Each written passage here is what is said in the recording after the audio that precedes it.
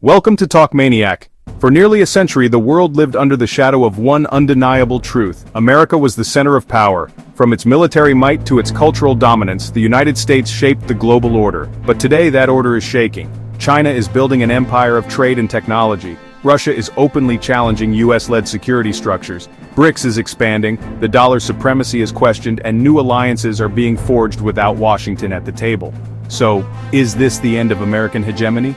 Or is the United States still too powerful to be dethroned? Today, we explore the rise of a multipolar world and what it means for the future of humanity. Let's rewind to the mid-20th century. World War II left Europe in ruins, Asia devastated, and the US economy booming. America not only had the world's largest industrial base, but also held more than two-thirds of the planet's gold reserves. The Bretton Woods Agreement of 1944 established the US dollar as the backbone of the global financial system. NATO formed in 1949, cementing US military leadership in the West. By the time the Soviet Union collapsed in 1991, America stood alone as the world's only superpower. This was the so-called unipolar moment. Washington dictated trade rules, expanded NATO, and exported democracy and McDonald's to every corner of the globe. Francis Fukuyama even declared the end of history, predicting that liberal democracy had triumphed forever. But history, as always, had other plans. Hegemony is fragile, and America's power, while unmatched, began to erode in ways few noticed at first. The first crack came from military overreach. The wars in Iraq and Afghanistan drained trillions of dollars, cost thousands of lives, and left America's reputation in tatters. Instead of spreading democracy, Washington was accused of fueling chaos. The second crack was economic. The 2008 financial crisis exposed the weakness of America's capitalist model. Banks collapsed, millions lost homes and jobs, and global trust in US financial leadership took a hit. The third crack was domestic. Polarization, political gridlock, and widening inequality revealed a divided nation. The January 6th Capitol riots became a symbol of America's internal decay. A superpower can fight enemies abroad, but when it starts crumbling from within, rivals see an opening. Enter the challengers. China. From Deng Xiaoping's reforms in the 1980s to Xi Jinping's global ambitions today, China has transformed into the world's second-largest economy.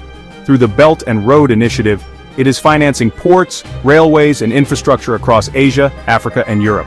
Its technology sector, from Huawei to TikTok, rivals Silicon Valley, and its military is rapidly expanding in the South China Sea. Russia. After years of weakness in the 1990s, Vladimir Putin rebuilt Moscow's power through oil, gas, and military strength. The 2022 invasion of Ukraine marked the most direct challenge to NATO since the Cold War. Despite sanctions, Russia tightened ties with China, Iran, and other non-Western powers. India. Once a leader of the non-aligned movement, India is now positioning itself as a rising tech superpower and a swing state between East and West. With its massive population and strategic location, New Delhi seeks autonomy, not dependence. The Middle East and Africa. Once considered America's backyard of influence, these regions are diversifying. Saudi Arabia and the UAE now engage with China and Russia as much as with Washington.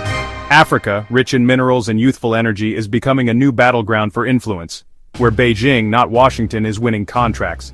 And then there's BRICS. Once mocked as just an acronym, it has expanded to include Saudi Arabia, Iran, and the UAE, signaling a coalition of economies determined to build a world order outside of US dominance. So, what does a multipolar world look like in practice? First, trade is shifting. The US dollar, once untouchable, now faces challenges from local currency deals, digital yuan experiments, and BRICS currency talks. While the dollar remains king, its monopoly is no longer guaranteed.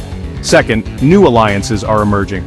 The Shanghai Cooperation Organization links China, Russia, India, and Central Asian states. BRICS Plus is expanding.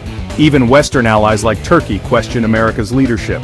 Third, regional powers are asserting themselves. Brazil pushes for South American integration.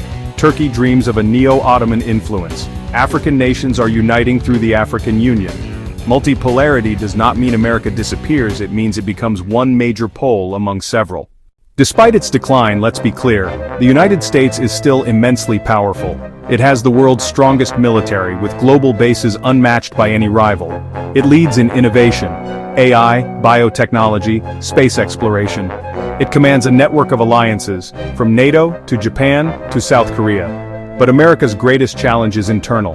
Divisions between red and blue states, rising populism, racial and economic inequality, these weaken Washington's ability to project strength abroad. The real question is, can America reinvent itself, as it has done before, or will it cling to hegemony at all costs, even if it means conflict?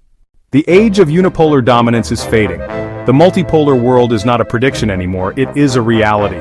But multipolarity doesn't guarantee peace. When multiple powers compete, history often shows us more instability, not less. Think of the balance of powers before World War I. For the United States, the coming decades will be about adaptation. Can it share power in a world where China, Russia, India, and others demand a seat at the table? Or will it resist until the very end, risking a collapse that could reshape civilization itself? The American century is not over, but it is no longer uncontested. Welcome to the age of multipolarity.